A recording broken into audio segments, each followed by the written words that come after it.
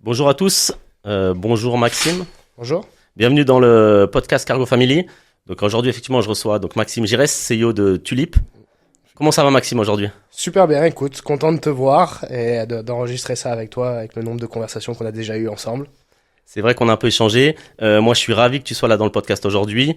On va aujourd'hui parler finance et transport. Donc je compte sur toi pour mettre le lien entre les deux secteurs.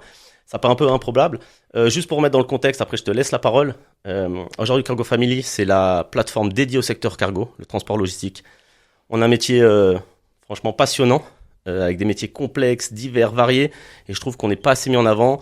Et l'idée, c'est d'interviewer les acteurs, les entrepreneurs, voilà, les dirigeants de ce secteur et mettre en avant voilà, ce qui est fait. Donc, écoute, je laisse te présenter, Ouais.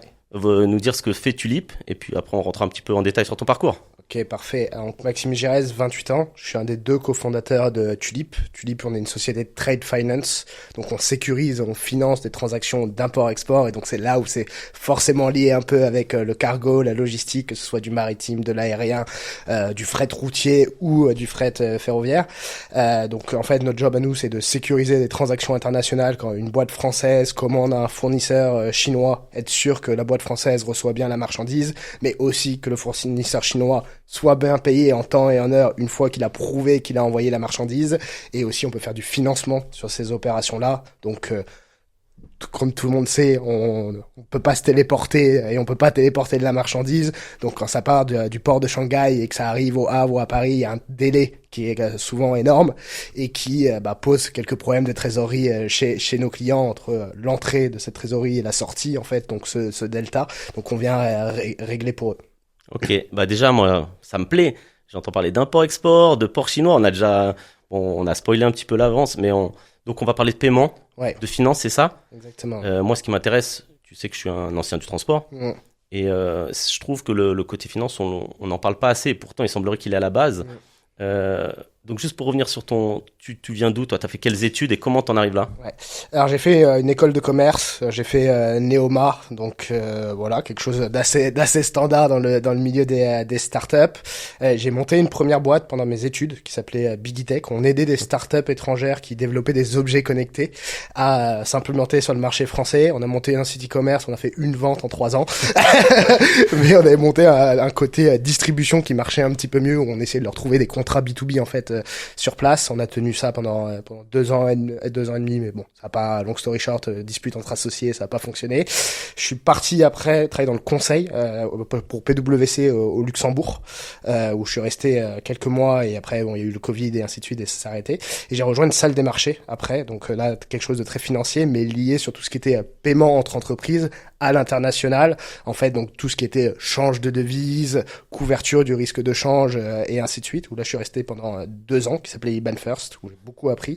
Et après, au fur et à mesure, je suis parti monter au départ une société qui s'appelait Smart Trade, qui s'appelle aujourd'hui Tulip, donc qui fait ce que je viens de décrire. Donc vraiment une expérience très consultative au départ sur de l'internationalisation. Ce qui est assez drôle, c'est que j'ai toujours travaillé dans le domaine de l'internationalisation, où on aidait des PME européennes à s'internationaliser en Asie, donc ouvrir des filiales, trouver des joint ventures, trouver des partenaires sur place, et après vraiment sur le paiement, en fait sur l'aspect financier d'une transaction d'import-export, donc le paiement de la marchandise, quel impact les marchés des devises donc peut avoir sur ces entreprises qui importent et qui exportent, sur leurs marges, sur leurs coûts et ainsi de suite.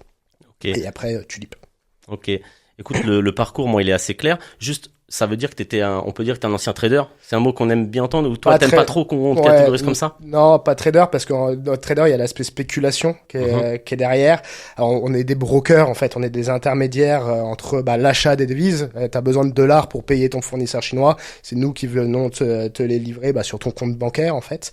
Et après, on avait cet aspect casquette d'experts, en fait, dans l'échange de devises. On les aidait à couvrir leur risque, en fait, qui est lié. Si l'euro-dollar, il a un 20 ou il est à un 10, ça a pas le même coût pour toi en tant qu'entreprise française parce que tu détiens de l'euro. Donc c'était les aider à se couvrir là-dessus pour qu'ils sécurisent leurs marges, qui indirectement limitent leurs coûts et l'impact qu'un marché financier peut avoir sur des livraisons sur un an. Si on a un budget d'achat d'1 million à l'année d'1 million de dollars, que si tu les achètes à 1,20, tu seras à peu près à 880 000 euros. Si tu les achètes à 1,05, bah, tu seras à 910 000. On sait pas, les calculs sont pas bons, faudra pas les refaire derrière, mais il y a un delta de 30 000 qui est de la marge qui sort de ta poche, où t'as bien fait tes coups, mais juste parce que personne ne maîtrise l'euro-dollar, bah, tu perds en marge. Et notre job à nous, c'était ça. En fait, c'était aider ces boîtes-là à bien maîtriser tout ça, avec cette fintech qui s'appelle toujours IBAN First, pour être sûr que nos clients, à la fin de l'année, n'aient pas d'impact négatif au maximum sur ces opérations-là. Ok, tu vois. J'aime bien, en fait, même, c'est vrai que ça parle chiffres, c'est sûr. Là, faut qu'on suive. Mais c'est assez clair, en fait. C'est que le taux de change, bah, on le subit, tu sais. Même moi, demain, si je dois envoyer de l'argent, je sais pas, à des proches qui sont en vacances ou autres, bah, t'as un taux de change qui est fluctuant. Et c'est compliqué. Tu dis, bah, envoie-moi ça. Je fais à mon humble mesure, envoie-moi 100 euros. Bah, ça fait combien en dollars quand ça arrive? Donc, en fait, bon, plus, alors mieux que trader, un facilitateur d'échange. Ouais, c'est ça. On facilitait l'échange de devises, un métier qui était spécialisé bancaire au départ des banques, mais ce que Pierre-Antoine, donc le fondateur d'IBAN First et d'autres startups qui font ça aussi, c'est que les banques, elles n'étaient pas forcément très transparentes sur le prix de ces opérations-là, sur les réels frais en fait d'une opération de change. Quand on paye un paiement, on sait qu'on va payer 5 euros de frais de transfert ou 20 euros de frais de transfert en fonction, mais indirectement, le cours de change qui est affiché auprès d'une banque, auprès d'IBAN First ou même auprès de nous, bah c'est pas le cours de change du marché. Il y a une marge qui est prise sur ces opérations-là, qui est sur le cours de change. Si le cours de change il est à 1,20 potentiellement, bah le client il va le toucher à 1,1920. Bah le petit delta sur une opération à 100 euros, ça représente pas grand-chose, ça représente quelques centimes. Sur des opérations quotidiennes où bah, la valeur cargo, donc de la marchandise qui est transportée, si un conteneur vaut $100 000, il y en a 10 qui partent par mois. Bah, à la fin de l'année, ce delta, ça peut représenter quand même un énorme coût pour une entreprise. Et les banques n'étaient pas franchement transparentes à une époque là-dessus. Et c'est comme ça que des boîtes comme la mienne ou que IBAN First, etc. ont existé pour rapporter cette transparence, en fait, et ce service à des entreprises un peu plus petites et non pas à des boîtes du CAC 40 où là, bah, ils ont pignon sur rue, donc ils peuvent négocier tout ça. Mais la PME qui importe et qui exporte du bois, elle n'a pas forcément accès à la salle des marchés de la BNP, de la Société Générale et ainsi de suite. Et donc, à la place d'avoir 0,5% de marge sur ces opérations-là, on pouvait monter à 1%, 2% et ainsi de suite. Ok, bah écoute, moi je trouve que c'est clair. Donc, à l'époque, c'est ton expérience juste avant Tulip, hein. Ouais. Donc, tes clients, certains, je pense pas tous, c'est des exportateurs et des importateurs. Ouais. C'est ça. Et donc là, on a bien compris. Donc tu leur amènes un service où tu sécurises le taux de change. Exactement. Si j'ai résumé, ouais. Et donc, juste, je cherche le lien, je te le prépare. Ouais. Donc tes clients exportateurs, importateurs, qu'est-ce qui fait qu'après t'arrives justement sur Tulip et tu nous donnais le business model de Tulip justement que tu crées suite à ça? Ouais, en fait, quand on est revenu travailler après le premier confinement, Covid, on se souvient tous comment ça s'appelle, les spécialistes du fret, pardon, se souvient des prix, on rappelle, des prix qui avaient exorbitants, exactement, qui avaient skyrocket et ainsi de suite. Et en fait, de notre côté à nous, bah, on parle aux clients, donc qui achètent ou qui vendent. Et la plupart du temps, c'était là sur ce côté-là, vraiment sur le change, c'était des importateurs parce que c'est eux qui émettent le paiement et c'est eux en fait qui prennent le change de devise, le risque de change. C'est pas l'acheteur, c'est pas le vendeur. Le vendeur, il fait une facture en dollars. Toi, t'es en France, t'as des euros, c'est toi qui dois changer pour payer tes dollars. Et en fait, ils avaient des conteneurs bloqués en Asie ou dans d'autres pays du monde. Le prix du fret avait fait x4, x5, même x10. Ils avaient de la marchandise bloquée. Ils avaient déjà payé leurs fournisseurs de l'autre côté, donc ils avaient plus de cash et le cash était bloqué pendant des mois. Et là, on se dit, c'est bizarre, il y a quand même des produits de garantie, en fait, des garanties de paiement qui se débloquent, en fait, une fois que la marchandise part, qui existent, donc des lettres de crédit et ainsi de suite, qui sont de très vieux produits financiers. Première lettre de crédit, c'est 1783, je crois, une connerie comme ça, donc qui sont des vieux produits. Et c'est là où moi je commence à mettre mon nez dedans avec un copain de la salle des marchés, et là on découvre que les BL et les bill of lading et ainsi de suite sont encore envoyés par FedEx, qu'il y a rien qui est digitalisé, que les coûts sont juste énormes pour les PME, quasiment pas forcément accès. On voit qu'il y a un énorme gap de financement sur le marché. L'International Chamber of Commerce numérise le gap à 1,5 trillion de dollars par an et un refus des banques de financer ces PME à 60%. C'est-à-dire que 60% des PME 60% des demandes faites par les PME à travers le monde sont refusées pour ces produits de trade finance. Et c'est là où nous, on regarde le truc et on se dit, bon, il y a peut-être quelque chose à aller chercher de cette problématique-là et j'ai déjà payé mon fournisseur. la marchandise est toujours bloquée, j'ai plus mon cash, j'ai plus ma marchandise, comment je fais, quoi? Parce que une fois que quand t'envoies de l'argent, par exemple, je t'envoie de l'argent à toi par un virement normal, tu m'envoies pas la marchandise que tu dois m'envoyer, je peux pas appeler la BNP, je peux même pas appeler Tuli, je peux pas appeler Banfer, est-ce que tu peux rappeler mon virement? Hein, le virement, il est sur ton compte, donc c'est à ton bon vouloir de me renvoyer l'argent.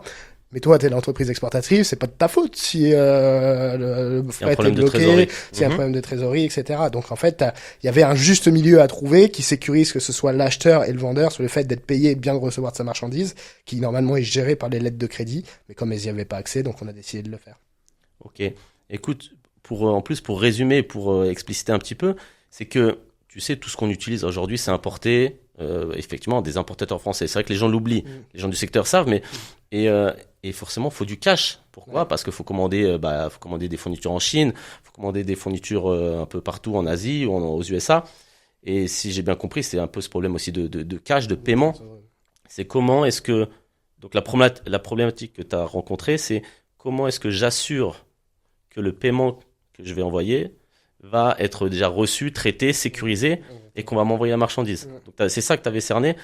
Et bon, j'en parlerai peut-être tout à l'heure, mais pour avoir fait des importations de Bali avec ma société d'import-export Nemotion Sourcing, j'ai connu ça et c'est pour ça que je suis hyper intéressé de voir qu'est-ce que vous avez mis en place suite à cette problématique, parce que c'est un vrai problème. Les gens ne réalisent pas que envoyer de l'argent à l'autre bout du monde pour recevoir sa commande, bah en fait, est-ce qu'on est sûr que ça arrive? Donc, qu'est-ce que vous avez mis en place alors vraiment pour concrétiser une réponse à ce besoin en fait? Alors ça c'est ça, on fonctionne avec ce qu'on appelle des comptes séquestres. En fait, c'est un compte intermédiaire, un compte séquestre ou un tampon où l'acheteur vient bloquer les fonds. Okay. Ou vient faire financer, on pourra reparler de la partie financement après qui est assez clé aussi, sur un compte qui est domicilié chez nous dans une banque tier 1, ça peut être JP Morgan, ça peut être Citi en fonction de quel partenaire on utilise, et cet argent est bloqué, visible par le vendeur, donc celui qui doit recevoir le paiement, et donc jusqu'à ce qu'il prouve qu'il a envoyé la marchandise, jusqu'à ce qu'il nous fournisse les bill of lading, les déclarations de douane et ainsi de suite, que nous on va vérifier, qu'on va venir traquer, on va traquer le bateau et ainsi de suite. Et une fois qu'on a pu traquer tout ça, on sait que la marchandise est en mouvement et donc que l'exportateur a fait son job, qu'il a réellement envoyé la marchandise et c'est à ce moment-là qu'on va le payer. Donc en fait, on élimine ce qu'on appelle dans la finance le risque de contrepartie. Le risque de contrepartie pour l'acheteur, c'est de payer quelqu'un sans potentiellement que la marchandise soit déjà partie, donc en amont. Et le risque, en fait, de l'exportateur, donc du vendeur de ce côté-là, c'est d'envoyer la marchandise sans être payé. Donc, c'est de prendre ce risque de non-paiement. Donc, il y a d'autres solutions pour sécuriser ça. Il y a des assurances comme Allianz, Coface, et ainsi de suite, qui sont des assurances crédit-export, où ils viennent potentiellement couvrir ce risque-là. Mais pareil, c'est pas les assurances, c'est à peu près comme les banques. Les gros players, c'est facile. Les plus petits players, c'est un peu plus compliqué. Et en fonction des pays, ça devient aussi un peu plus compliqué. Donc l'idée c'est ça, c'est que les grosses sociétés, on va dire, ont des solutions, les TPE un peu moins. Exactement. Et c'est hyper intéressant. Alors ça, j'avais pas vu les deux côtés. C'est que tu sécurises à la fois l'importateur qui paye sa marchandise, mais aussi l'exportateur fabricant. Exactement. Donc ça joue vraiment sur les deux côtés. Et parce que la confiance c'est bien beau, mais je pense que tu as raison. On a besoin de sécuriser. Ça remplace, tu m'as parlé effectivement des documents, c'est le fameux CREDOC, le crédit documentaire qui servait à ça. Exactement. Ça peut avoir plein de noms, il y en a plein de types de crédits documentaires. Je connaissais que celui-là, c'est pour ça. T'as le CREDOC, t'as tout ce qui est letter of credit, donc t'as les stand-by, t'as les confirmation et ainsi de suite. Donc t'as une nébuleuse de produits qui t'apportent plus ou moins de garanties et de sécurité, qui sont des produits bancaires. Mais oui, c'est l'alternative que nous on vient mettre en place. Ok. Est-ce qu'on peut dire, je sais pas encore une fois, j'essaie de trouver, est-ce qu'on peut dire que vous avez digitalisé le crédit documentaire? On a digitalisé une alternative au crédit documentaire. Le côté alternative est important parce qu'on n'a pas les mêmes règles en fait que le crédit documentaire. Les crédits documentaires, ils sont régularisés, si on peut dire ça comme ça, par les UPC 600. Donc c'est des règles universelles à travers le monde. Mais comme nous on fait pas du crédit documentaire pur jus parce que c'est un produit bancaire, on est une alternative. On fait ça différemment. Et moi, pour comprendre en fait ce qu'on fait, j'ai toujours cette même image, c'est qu'on achète une maison, le côté notarié de la maison et du compte séquestre de la maison. En fait, l'acheteur va bloquer de l'argent chez le notaire avant la remise des clés pour que le vendeur sache qu'il peut lui remettre les clés et qu'il sera bien payé. On fait la même chose sur le commerce international en fait. Quelque chose qu'on fait dans la vie de tous les jours, des entreprises le font pas ou n'y ont pas accès. Et c'est ça ce qu'on vient faire. Ok, moi c'est clair. Et d'ailleurs, quand on crée une société, moi qui ai créé une société récemment, Cargo Family, effectivement, t'envoies l'argent au notaire. il séquestre, et il te valide la société uniquement quand la l'argent est parti. Donc, ok, bah, c'est hyper clair, en fait, le triangle, comme ça. Là, je vais te poser une question un peu, ça c'est l'ancien du transport qui te parle, tu m'as parlé de tracking. Tu m'as dit on traque le transport, donc j'imagine préacheminement en camion, chargement, souvent ça doit être du conteneur en bateau. T'as aussi un peu d'aérien ou pas? Pas pour le moment, on n'a pas tant d'aérien que ça, parce qu'en fait l'aérien, indirectement, c'est des transports qui sont super courts.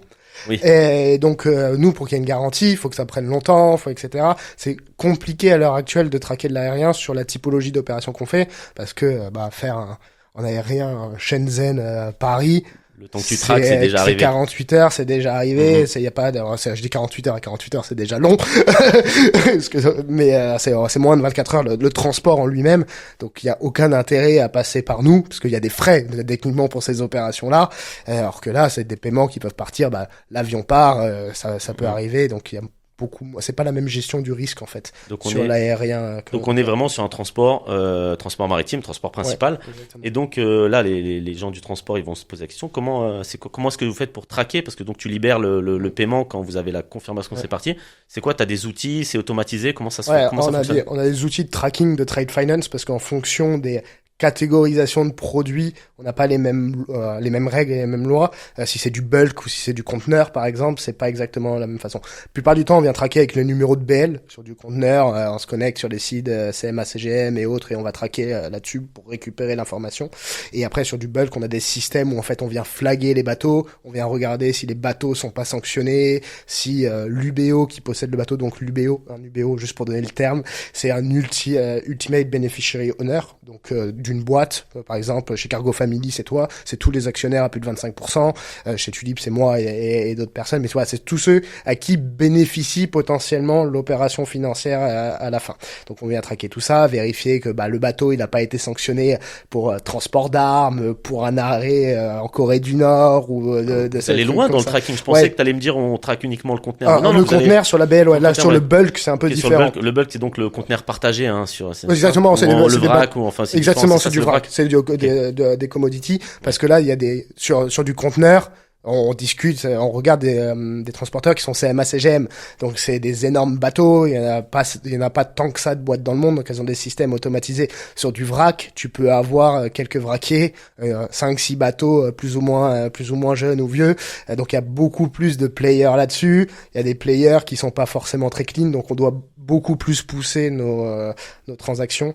Là-dessus, on doit même traquer les bateaux en temps réel sur certaines opérations pour vérifier que le bateau ne fait pas un stop. J'ai plus le terme, mais l'outil de géolocalisation du bateau qui ne le coupe pas pendant le transport proche d'un pays qui est blacklisté sur la finance, dans le domaine de la finance, donc l'Afghanistan, la Corée du Nord, tous les pays sous embargo, etc., où il y a un petit stop, mais ce petit stop, nous on pense transporter du maïs, et en fait dans une des cales il n'y a pas de maïs, il y a autre chose, et le petit stop fait que ça peut poser problème, que ce soit pour nous, pour le carrière, pour les clients et ainsi de suite, donc on est obligé de traquer tout ça. Traquer, ok. C'est toujours impressionnant, nous on a l'habitude... Les transitaires, commissionnaires traquent uniquement le conteneur, mais vous allez encore plus loin. Mais ça dépend des industries de nos clients, en fait. Les enjeux sont pas les mêmes. De toute façon, là, on parle des sommes, je sais pas les sommes, mais des grosses sommes enfin que vous mettez en place. Ça marche. Et donc là aujourd'hui, quand Tulip Commentaire, ça fait combien de temps? On a fondé la boîte en 2022. Ok. On a mis une bonne année et demie pour développer notre plateforme, connecter nos partenaires, parce qu'on est régulé. Donc il y a d'autres partenaires derrière nous qui passeportent en fait leur licence pour faire ce métier. On peut pas se lever un matin et se dire j'y vais. Il y a des régulations, on est traqué, il y a des lois qu'il faut absolument respecter. Et donc là par exemple sur le tracking, tout ce qui est financement du terrorisme, anti-money laundering, etc., qui sont des sujets clés où une mauvaise opération peut faire fermer ta boîte du jour au lendemain, quoi. Donc c'est pour ça que ce côté-là et surtout sur le bulk est super important. Tu nous rassures, parce que je pense que dès qu'on parle de notre argent, si je suis exportateur, j'ai besoin de ces régulations et j'ai besoin de tous ces critères qui me disent ok, je vais confier mon argent, mais effectivement c'est sécurisé. Exactement. Et tant mieux, t'as raison, sinon il y aurait un peu moins de cette confiance. Donc là, tu commences il y a 2 ans, tu mets en place, c'est ça. tu lances le système, tu as tout de suite des clients, comment ça se passe l'acquisition, c'est qui ta cible, c'est quoi le business, tu restes sur ce business model, dis-nous un peu le développement. Alors la cible, au départ, on commence quelque chose d'assez lambda, PME sur des industries qui importent ou qui exportent beaucoup, donc des commodités, de l'électronics, parce que 99% de l'électronics vient d'Asie, donc c'est là où on va chercher nos premiers clients. Et en fait, la beauté du système, c'est parce que sur la garantie, on a forcément accès à l'acheteur et au vendeur. Mais il y en a que un qui a besoin d'être nos clients, donc on commence sur les acheteurs français qui sécurisent des transactions avec des fournisseurs donc chinois, et une fois que la première transaction est faite, nous on vient convertir le fournisseur chinois en tant que client parce qu'il a cette même problématique Bien sûr, avec d'autres clients et dans d'autres pays dans le monde. Donc en fait, moi j'appelle ça le network effect, mais c'est un espèce de système ricochet où on lance une pierre et on regarde jusqu'à où elle va faire son rebond, et on va signer le client du client après, et ainsi de suite. Ouais, c'est hyper cohérent. Quand tu as les deux parties qui l'utilisent, même s'il y en a qu'un qui paye, je vais aller chercher le second, et j'ai pu approuver que le mécanisme fonctionne. Il t'a déjà utilisé, et si tu utilises, la plupart du temps, c'est quand même les fournisseurs, et particulièrement en Asie, qui demandent des garanties de paiement. Donc c'est qu'ils ont la problématique assez quotidiennement. La problématique, quand ils travaillent avec une boîte française ou une boîte européenne, c'est pas forcément la même problématique quand ils travaillent avec d'autres pays où le transport est encore plus long, où potentiellement les règles derrière et les lois derrière sont peut-être un peu plus détaillées. Donc tu peux rebondir. On a des clients aujourd'hui au Mexique, on en a au Canada, on en a en France, on est en train d'en signer en Afrique, on en a en Asie, et sur du rebond comme ça. Ouais. Bon, ça c'est top déjà. Et déjà, tu mélanges la finance, parce que en fait, tu es un expert en finance, tu amènes une solution aux exportateurs, donc tu rentres dans le milieu du transport. D'ailleurs, je sais pas, tu t'es plus, si on te demande dans quel secteur tu travailles, c'est un peu les deux finalement. Et à la fois dans la finance et dans le transport, je me trompe? Alors le transport nous permet de garantir ces opérations. En fait, nous on utilise ce que les transporteurs émettent comme document pour être sûr en fait que la marchandise est en transit, parce que je vais pas me déplacer à Shanghai pour voir que la marchandise est dans le bateau, et mes équipes non plus. Donc en fait, comme la marchandise passe sur un autre acteur qui n'est ni l'acheteur ni le vendeur, il y a un mouvement qu'on peut traquer et qu'on peut garantir en appelant même l'entreprise de fret. Sur une transaction que j'avais du mal à réconcilier, ça m'est déjà arrivé, pour être sûr que la marchandise était bien partie. Donc en fait, un tripartite en fait viennent récupérer la marchandise, peuvent nous garantir. Donc en fait, c'est le côté transport, freight forwarders, carriers, etc. nous permettent indirectement de faire notre métier de garantie, comme elle permet aux banques de faire la même chose sur les lettres de crédit, de garantir que la marchandise est bien change de main en fait. C'est indirectement la bill of lading, c'est la propriété de la marchandise qui change de main, et donc c'est ça qui nous permet de garantir tout ça. Donc on fait pas vraiment du transport. On utilise le transport, et on travaille avec des freight forwarders. Utilisez le transport effectivement pour votre outil, enfin pour votre système de finance. Mais c'est pour ça que je voulais vraiment t'inviter. C'est que c'est des choses, nous, on n'imagine même pas. C'est vrai que quand on s'occupe de mettre en place un transport, ou quand on travaille avec des importateurs et des exportateurs, on ne voit pas leurs problématiques. Et moi, je suis content qu'il y ait des sociétés comme les tiennes, déjà, qui viennent un peu amener de la nouveauté, parce que malgré tout, on parlait de crédit documentaire ou de l'aide de crédit, donc pour ceux qui connaissent, c'est comme des fonctionnements, tu m'as dit, assez anciens. Ouais. Heureusement qu'il y a quand même une nouvelle génération comme toi qui viennent, qui dit, bon, ça fonctionne, mais c'est quand même un peu compliqué, c'est encore du papier. Je crois que le crédit documentaire, faut l'envoyer c'est un document qu'il faut envoyer physiquement, Exactement, par courrier express, des choses comme ça.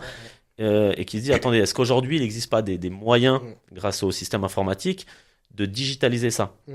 Donc, les banques essaient de le digitaliser aussi, un peu de leur côté, parce que sur un crédit documentaire, la moyenne pour juste réconcilier l'opération, donc une fois que la marchandise est faite, c'est à peu près 20 jours.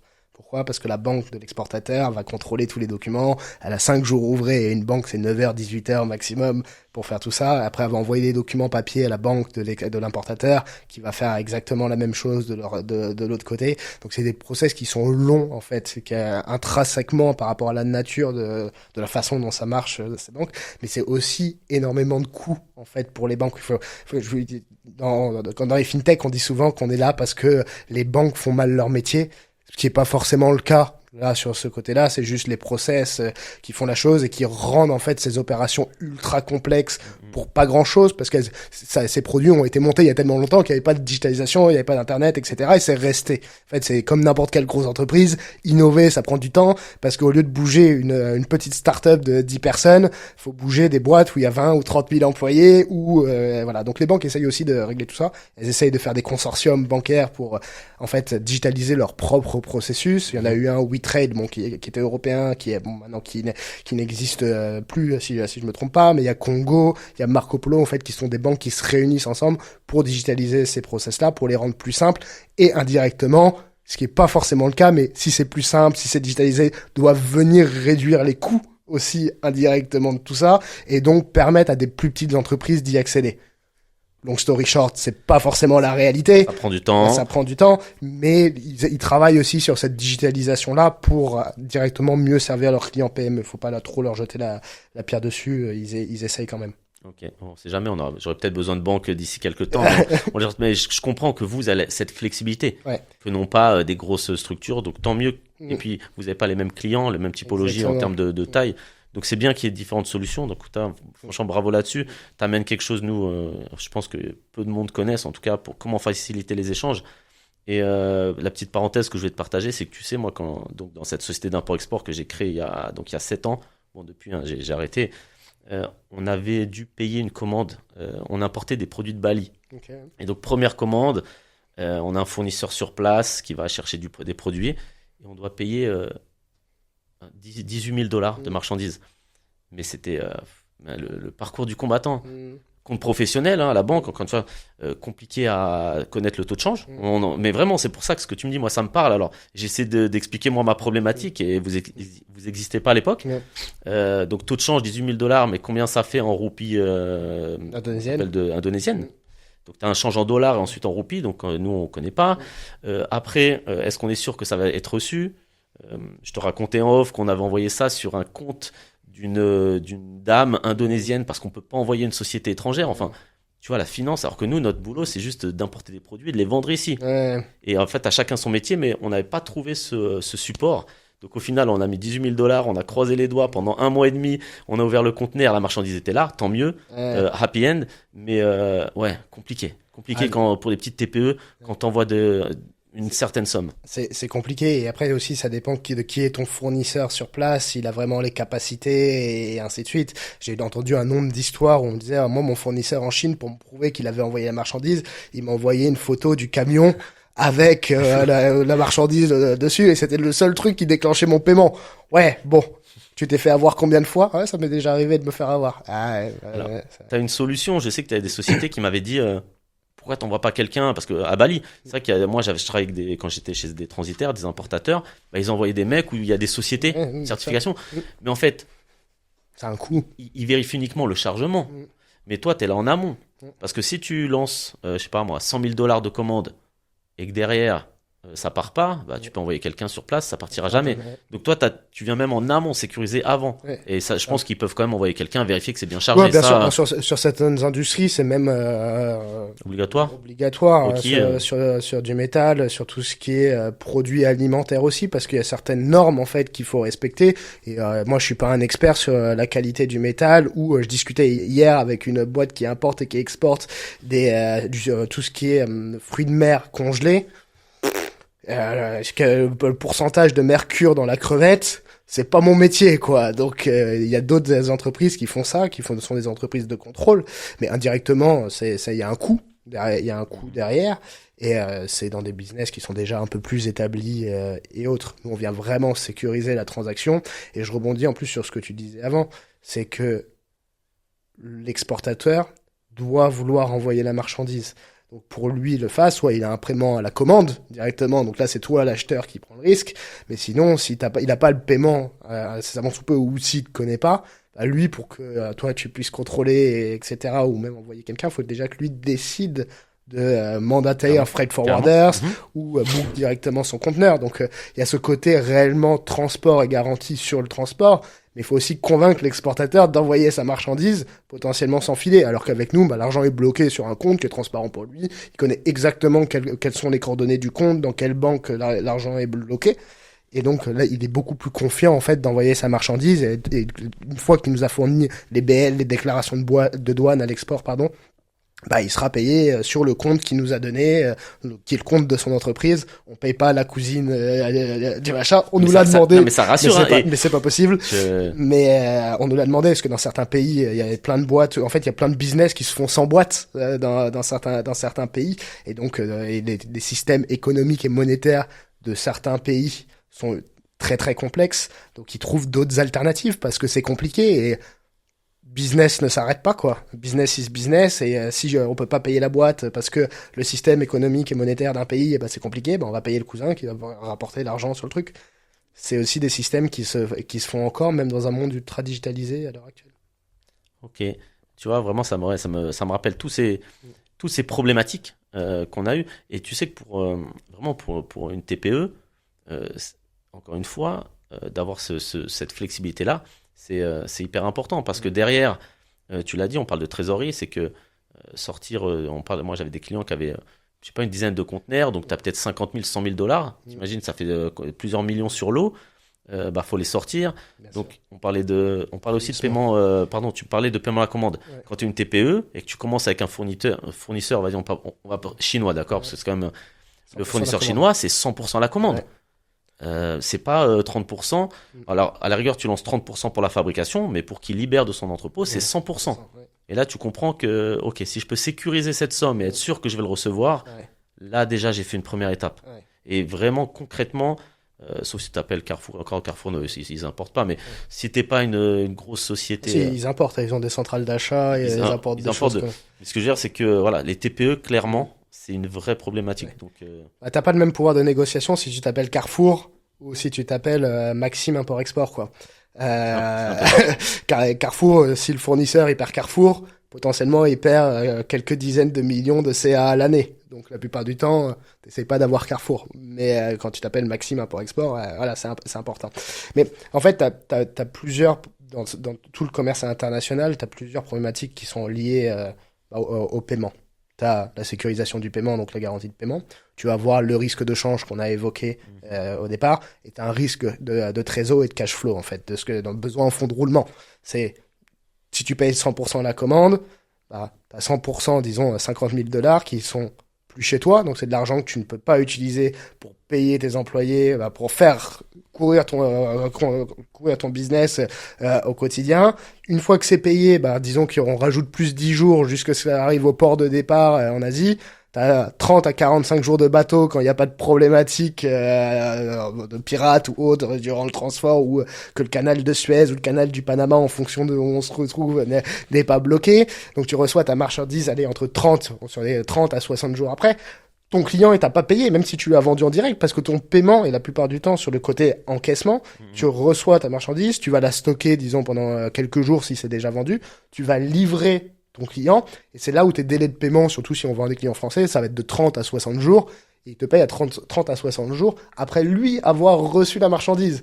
Donc pour retrouver tes 50 000 dollars et les encaisser, le gap il est énorme. 200 jours, tu vois, et donc c'est énorme. Donc on vient aussi faire du financement nous sur ces opérations-là. Okay. Pour nos clients avec divers partenaires, on a comment ça s'appelle ? On a connecté en fait à notre plateforme différents financeurs qui eux viennent financer en fait ces transactions-là de nos clients de 30 à 120 jours en fonction des business, pour aussi réduire cette problématique qui est une problématique de cash flow, en fait, sortie, entrée, et de régler ce delta, en fait, entre l'entrée et la sortie.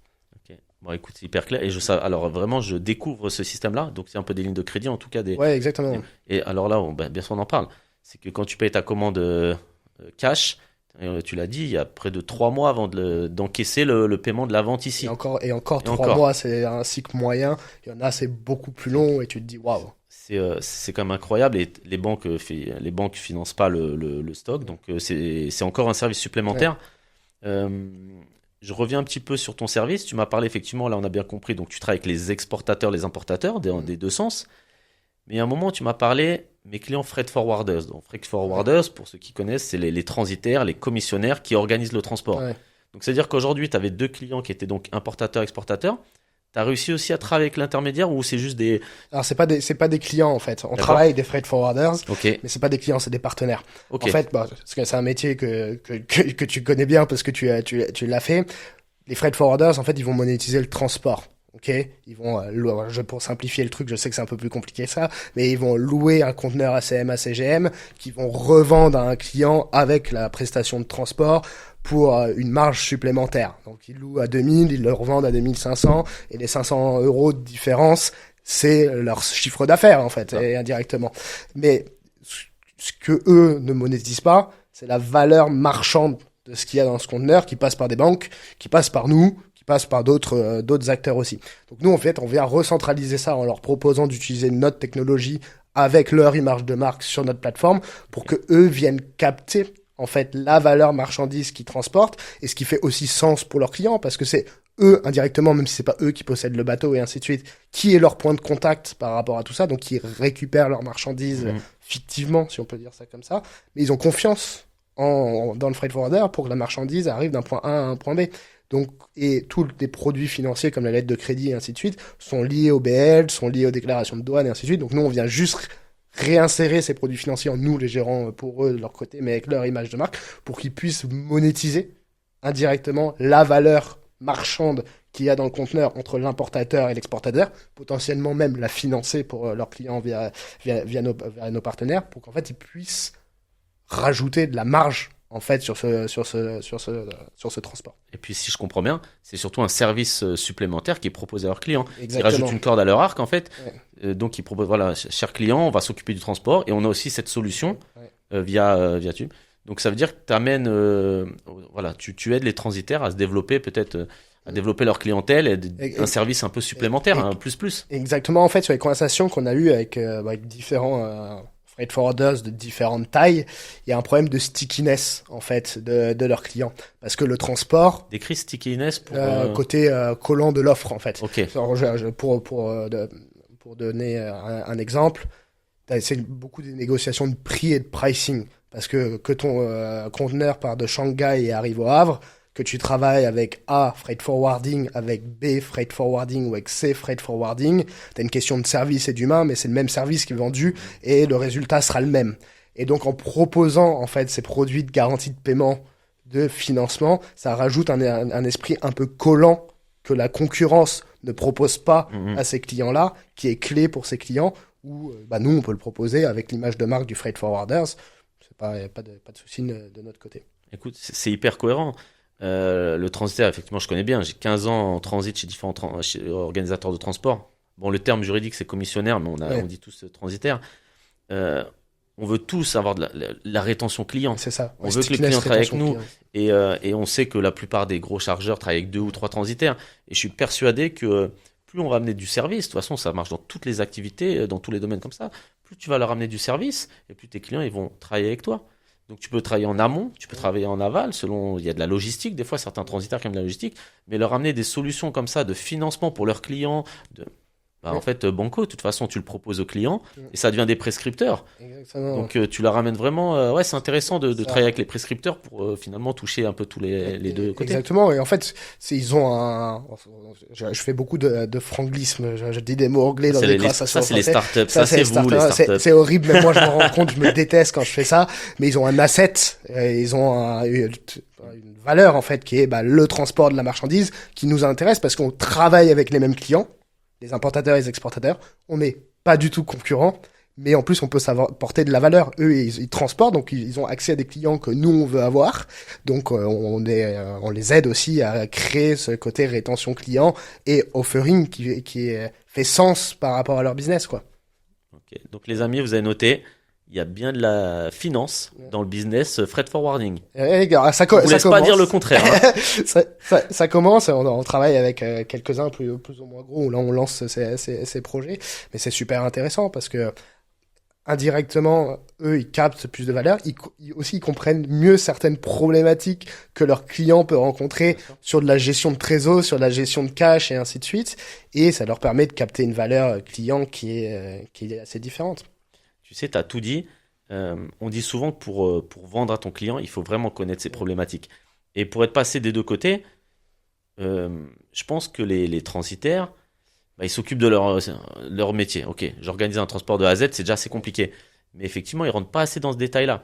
Et pourtant, là, tu appuies vraiment là où ça fait mal pour certains. Et je suis persuadé qu'encore une fois, hein, moi, j'aurais choisi un transitaire qui me propose cette solution-là. Donc, je pense que c'est vraiment là-dessus qu'il faut insister.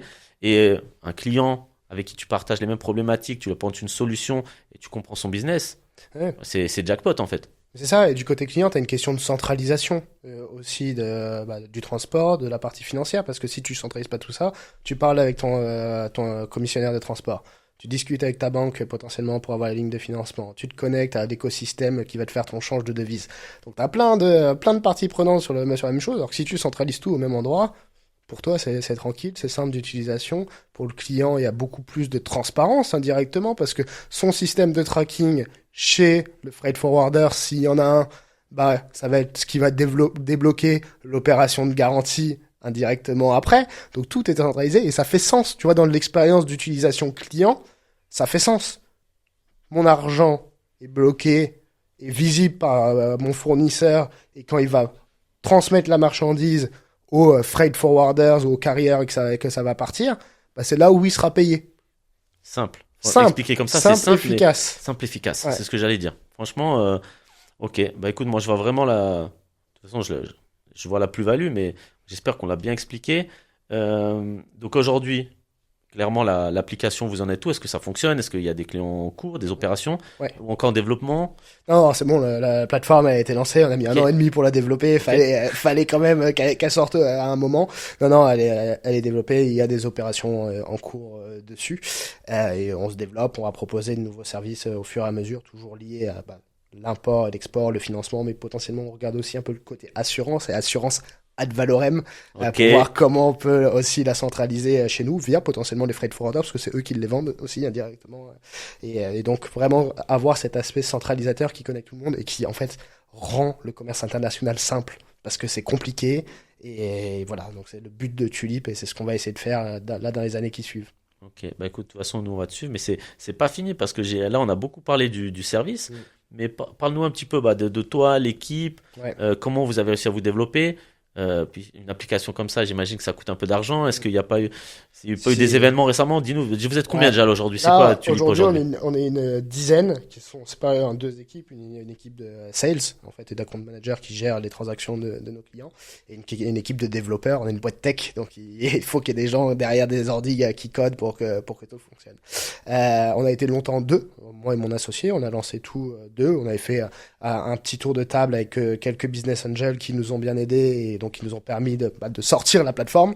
On a sorti. Première levée de fonds pour ceux qui connaissent pas l'écosystème. Sinon, c'est un tour de table, c'est pas une levée de fonds. Alors c'est pas ça sur ce tour-là, c'est pas une levée de fonds, mais c'est ce qu'on appelle, c'est de la love money, c'est ça qu'on appelle ça dans les startups. Donc c'est la famille, les amis ou quelques business angels qui rentrent. Mais on n'avait pas fait de tour de table institutionnel jusqu'à là cette année où on a levé 1,5 million d'euros en equity et encore 650 000 euros en non dilutif, donc il fait un tour de 2,1 millions.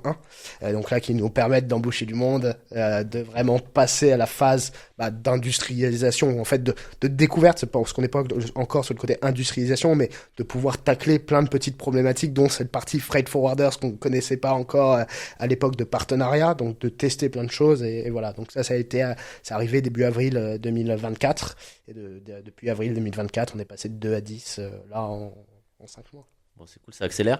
Quand même, pour remettre, on est fin septembre 2024, donc ça fait pas longtemps. Déjà, félicitations pour la levée de fonds. C'est vrai que nous, un peu de loin, quand on voit un peu les startups parisiennes, on a l'impression que les levées de fonds, c'est un peu facile ou autre. Mais pour avoir parlé avec pas mal d'entrepreneurs, c'est devenu de plus en plus difficile. Avant, on parlait un peu PowerPoint, maintenant, il faut parler rentabilité, il faut parler client. Donc, c'est pour ça que je te félicite, parce que honnêtement, c'est pas, enfin, on peut en discuter très rapidement. Moi, je découvre un petit peu tout ça, mais c'est pas si facile d'obtenir ce financement. Alors nous, ça a duré 2 ans et demi avec l'investisseur qu'on a là actuellement. Okay. Super fier d'aller voir. Ils nous ont dit non en 2022. Ils nous ont dit oui en 2024. C'est normal, il y a une question de risque. On n'avait rien à part un PowerPoint à l'époque et on demandait 2 millions d'euros. Et on est revenu les voir, on avait une plateforme et des transactions. Donc le risque n'est pas le même de leur côté aussi. Et tu as une preuve aussi des entrepreneurs que tu viens financer. Moi, j'ai dû reprendre un job à un moment pendant 9 mois où je travaillais dans ce job la journée et je travaillais la nuit sur la boîte. Et mon associé, il travaillait quotidiennement pour développer la plateforme et être sûr qu'on puisse la sortir. Donc quand les entrepreneurs ont vécu tout ça, leur donner autant d'argent, indirectement, ça réduit un peu le risque parce que monter une boîte, c'est compliqué. Et donc nos investisseurs savent aussi qu'on va partir à la guerre jusqu'au bout. Donc on a continué jusqu'à là. Et après aussi, ça s'est complexifié parce qu'il y a une problématique structurelle en fait des fonds, des levées de start-up. C'est que pendant très longtemps, l'euro, détenir des euros, tu avais des taux d'intérêt qui étaient négatifs, donc ça te coûtait de l'argent. Okay, donc les fonds d'investissement pouvaient lever de l'argent un peu plus facilement parce qu'ils investissaient avec des retours beaucoup plus élevés à la fin si la startup fonctionnait et autres. Là, la conjoncture économique a changé. Maintenant, détenir de l'euro, le taux d'intérêt est positif. Donc, l'euro a une valeur qui rapporte de l'argent et n'en fait plus perdre aux institutions financières. Donc aussi, ça restructure tout ça. Deuxième chose, c'est qu'il y a des cycles dans n'importe quelle industrie. Il y a des premières startups qui ont levé énormément d'argent, qui sont tombées, et ainsi de suite. Donc il y a eu une restructuration en fait du marché en fait de la levée de fonds, qui a fait qu'en 2022-2023, le marché s'est vraiment refermé à cause de ces problématiques économiques et conjoncturelles de la gestion monétaire en fait des banques centrales et autres. L'argent n'est plus gratuit. L'argent, a un taux d'intérêt et il faut payer ce taux d'intérêt. Et on sent que tu maîtrises ce côté finance. Tu sais que j'écoute pas mal de podcasts qui expliquent justement les levées de fonds difficiles, mais je crois que tu es le premier qui me parle de cette notion de finance qui doit être hyper importante en fait à ce niveau-là. Alors je travaille pas dans un fonds d'investissement, donc je dis ce que je sais. Ouais, voilà, mais non, mais c'est toujours intéressant de savoir pourquoi justement ça se ralentit. C'est ce que moi j'ai compris. Mais est-ce que, regarde, au final, ça a été positif parce que effectivement, je pense que t'es reparti travailler, si j'ai bien compris. Je suis passé par là. En fait, tu sais qu'on est nombreux, de nombreux entrepreneurs en fait à avoir fait ça. Ouais. Ça montre, et c'est vrai que ça montre pas mal de choses aux gens comme les investisseurs. Ça leur montre une force de caractère. Ça montre aussi que je suis prêt à tout faire pour que la société elle ferme pas. Et tu me parlais de qui t'ont suivi derrière. Bon, il y a forcément le fait d'avoir un client, mais aussi peut-être le fait, comme tu dis, je vais tout donner sur ma boîte. Mais c'est ça, et en fait, quand dans le monde des startups, et ce qui est renvoyé au marché, c'est la news qui va dans la presse, ils ont levé des fonds et on a l'impression que ça arrive du jour au lendemain. Parce que en fait, la news arrive et le grand public, si on peut dire ça comme ça, là, rencontre ces startups. Mais la plupart du temps, ceux qui arrivent à lever, déjà, on n'est qu'une petite poignée, donc il y a énormément d'autres personnes qui n'arrivent pas derrière. Donc on est déjà chanceux, mais aussi parce qu'on a fourni tout ce travail et ces longues nuits et ainsi de suite. Mais pour les gens qui ne font pas partie de ce milieu-là, il y a des startups qui lèvent du jour au lendemain. C'est 1, voire même moins 0,5% des startups qui lèvent. Il y a d'autres entrepreneurs qui sont fatigués, qui ont déjà 2-3 ans dans les basques où leur quotidien c'est de se prendre des noms, etc. Mais c'est vrai que la façon dont c'est fait, où c'est annoncé à la presse, comme ça, il y a une public release, en fait, une mise en lumière. On a l'impression que ça arrive, ça se passe en comme sur un cheveu sur la soupe, voilà. Mais au final, pas du tout. Ça fait 3 ans que tu rames et que tu mets de ton temps et de tes deniers. Bah, écoute, en tout cas, félicitations pour ça. Pour ma part, je suis aussi passé par là quand j'ai lancé à l'époque, avant pas Cargo Family, mais quand j'ai lancé Blue Skills à l'époque. Pareil, il y avait des moments creux, obligé d'aller refaire des dossiers en tant qu'agent de transit. Je me rappelle le soir, je finissais à 18h, je louais dans des bureaux à côté des petites salles pour faire les entretiens avec les candidats que j'avais réussi à avoir le midi. Enfin, tu vois. Ouais. Donc, on dit toujours, c'est bien les difficultés. C'est quand même bien quand ça s'arrête et quand ça forge. C'est bien aussi quand ça s'arrête et que tu as un peu de fond. Ça s'arrête pas, t'en as juste de nouvelles. D'une autre typologie plus important. Plus grosse. Exactement. T'as une équipe en plus, je crois. Donc tu me disais que t'as une équipe, donc forcément après il y a de l'humain à gérer. Exactement. Vous êtes situé où d'ailleurs? C'est du full remote? Non, on est à Paris. Okay. On est à Paris. On a un modèle hybride où on peut faire du télétravail 1 ou 2 jours par semaine, mais c'est le début, donc c'est ultra important d'avoir ce côté. Création d'équipe, création de valeur, parce que c'est le tout départ. C'est pas parce qu'on a levé un peu d'argent que c'est la fin du process. Non, c'est là maintenant qu'il faut aller réellement à la guerre et d'avoir les équipes avec nous pour être dans 10-15 ans. C'est le gros succès et c'est important de créer ces valeurs-là et donc tout le monde est au bureau à part 1 ou 2 jours par semaine. Souvent le vendredi, bizarrement. Tout le monde est fatigué de sa semaine parce qu'on travaille quand même assez dur. Et donc le vendredi, c'est tout le monde en télétravail, gère plutôt le côté administratif ou les tâches qu'ils n'ont pas réussi à faire le reste de la semaine pour partir doucement et tranquillement dans le week-end et revenir le lundi en forme. marche. Et toi, t'aimes bien, vu que vous étiez deux, donc toi et le cofondateur, c'est Gilles, c'est ça? Gilles, On lui passe un petit bonjour. Je l'ai pas encore rencontré, mais j'espère un de ces jours. Bon, plus personnellement, c'est quelque chose que t'aimes bien, ça, avoir une équipe, hein, tu découvres un peu le management finalement. Ouais, je découvre le management. Alors oui, j'aime bien, j'aime bien avoir une équipe. Je peux surtout pas dire ça. Non, je déteste Je ça. déteste. Et le pire, c'est les stagiaires. Ils sont tous cons. Je rentre le soir, je pleure. Non, j'adore. Ça apporte autre chose en fait. Ouais. Ça apporte totalement autre chose. Déjà, t'as des idées nouvelles. Nous, ça fait 3 ans qu'on a la tête dans le guidon. Donc il y a plein de choses que indirectement on voit plus. D'ouverture au marché parce qu'on a tellement bossé sur une idée.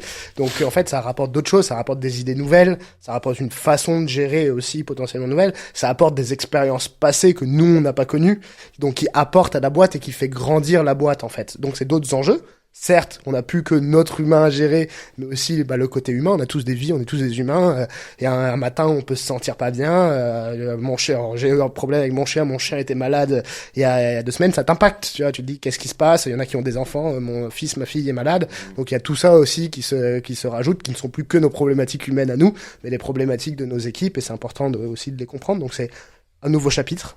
Un nouvel enjeu. Nouvelle dynamique peut-être aussi. Tu sens un peu la dynamique d'équipe qui est vraiment, ça t'emporte, ça te pousse. Sur le côté tech, sur le côté acquisition client, je suis plus le seul commercial, mon associé est plus le seul développeur, donc ça va beaucoup plus vite aussi. Hein.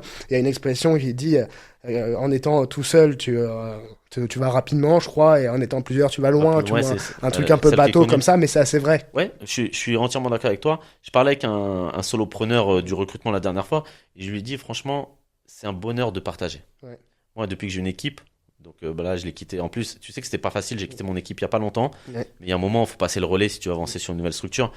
Et ouais, quel plaisir quand tu as été solopreneur pendant longtemps, même quand vous êtes deux, en fait, tu es presque solopreneur. Et que tu peux partager une équipe, tu vois, tu partages tu sais, les joies, les victoires, les défaites.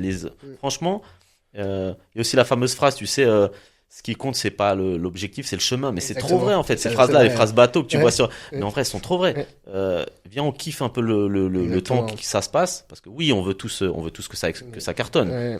Mais si on peut échanger, partager. Il faut que ça soit sympa, hein, parce que si c'est pas sympa, t'arrives jamais au bout si tu t'éclates pas dans. Moi, je te dis, si j'ai une équipe pas sympa, oui, faut pas recruter au feeling, il y a le fameux, mais viens, on recrute aux compétences et un petit peu au feeling quand même, parce que j'ai envie de passer des bons moments. Donc, je suis un peu cette école-là. Je sais pas ce que t'en penses. Ouais, je suis assez d'accord avec toi. Il faut un mix de tout. Il faut des compétences, il faut du feeling, parce que si t'arrives le matin au bureau et que t'arrives pas à piffrer les 2 personnes qui sont à côté de toi, ta journée va être longue et tu vas pas mettre la même énergie en plus.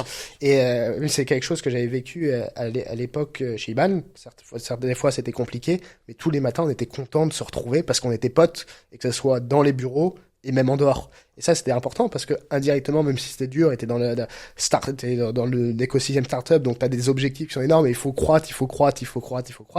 C'est beaucoup plus simple d'y aller le matin en arrivant et de te dire putain, je vais voir mes potes, on va rigoler, on va bosser tous ensemble. Certes, ça va être dur, mais le midi, on va se poser à une table, on va rigoler et voilà, et on va faire des choses ensemble après. C'est beaucoup plus simple.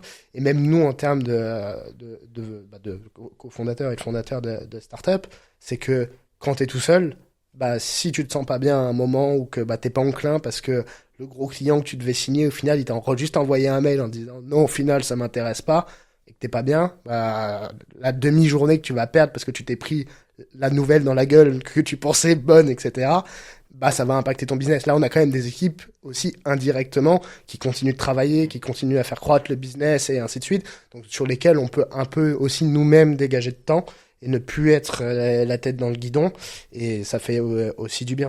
Ouais, je suis assez d'accord. Et d'ailleurs, tu peux même partir en vacances. Ça tourne. Exactement.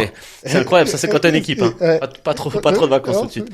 Donc, non, écoute, ça me fait une petite passe décisive pour un peu voir un petit peu, c'est quoi la suite. Là, on a compris que là, c'est en place, ça s'est développé. Vous avez des clients avec des super projets. Donc, moi, j'ai aucun. De toute façon, je pense que ça va vraiment continuer. Mais c'est quoi la suite? Je sais pas, 1 an, 3 ans. Il y a toujours la question image long terme et la question image short terme. C'est qu'est-ce qu'on doit faire sur le short terme pour arriver à cette image à long terme, la photo finale, quoi. La ligne d'arrivée. La ligne d'arrivée, c'est ce que je disais tout à l'heure, c'est de centraliser tout le monde au même endroit pour rendre la vie simple pour nos clients et de faire croître le business et ainsi de suite là-dessus. Là, aujourd'hui, nos problématiques actuelles, on reste jeune, donc on a une problématique de croissance. On doit signer de nouveaux clients. On doit aussi rendre notre plateforme plus user-friendly, mieux sécuriser certains aspects. Donc on est en processus de croissance tech, mais de croissance commerciale aussi. Donc là, c'est vraiment les enjeux du court terme, c'est standardiser notre offre aussi, moins faire au cas, par client pour pouvoir toucher plus en plus de clients. Donc il y a un aspect tech et produit tech qu'on doit affiner pour faire ça. Et une question de vraiment d'industrialisation du processus commercial. En fait, acquérir de plus en plus de clients, savoir quand on contacte un client, quelle est sa problématique, parce qu'il faut mieux faire du copier-coller, on peut pas faire du spécifique. Du spécifique pour chaque client. Et indirectement, comme on travaille avec des PME, on est obligé de faire un peu de copier-coller parce que la valeur aussi pour nous de CA, qu'on signe, je donne un exemple, mais qu'on signe la PME qui traite du bois, qui te fait 5 millions d'import ou d'export à l'année, bah, nous, à la fin de l'année, on va pas toucher le même chiffre d'affaires que si on signe Adidas. On signera jamais Adidas parce que c'est pas notre cœur de métier, mais indirectement, si on signe Adidas, bah là, on peut passer des mois et des mois à essayer de trouver la petite solution pour la petite problématique. Je te coupe parce que vous êtes, juste pour la rémunération, c'est un pourcentage. Exactement, c'est un pourcentage de transaction. Voilà, plus tu as des volumes et plus la société fonctionne, c'est ça. Exactement, okay. C'est une question transactionnelle. On n'a pas d'abonnement, on est gratuit. En fait, on est payé si les gens nous utilisent. Donc, si on signe la PME, c'est pas la même chose que signer Adidas parce que la petite problématique d'Adidas qu'on va régler, ça va être 100 millions d'euros de transactions par an, alors qu'on va potentiellement régler une grosse problématique pour la PME à 5 millions d'euros par an. Mais nous, notre chiffre d'affaires, ça va être 1% de 5 millions, donc ça va faire 50 000 euros, quoi. Donc, pour les PME, on doit obligatoirement faire un peu plus de copier-coller et un peu plus de standardisation alors qu'on le fait beaucoup moins que les banques quand même, mais on est obligé d'aller trouver ça pour le futur. Ok, donc en gros, cette année, à fond, acquisition client, développement du logiciel. Et puis on se revoit dans quelques années. Exactement. Encore plus fatigué qu'aujourd'hui. Ah non, j'espère pas. Je ferai plus. J'espère pas. Bon, bah écoute, moi en tout cas sur les questions, j'ai fait le tour. Franchement, c'était assez complexe pour nous qui connaissons pas la finance, mais j'espère qu'en tout cas moi j'étais passionné par le sujet que je connaissais pas. J'espère que c'est le cas pour tout le monde. Merci Maxime. Merci à toi surtout. Donc voilà, retrouver le podcast, ça serait podcast vidéo uniquement sur Cargo Family. Je pense que je te donnerai aussi les rushs que tu puisses partager avec tes partenaires. Et puis on se voit bientôt. Yes, avec plaisir. Salut Maxime. Salut Mathieu. À plus, ciao.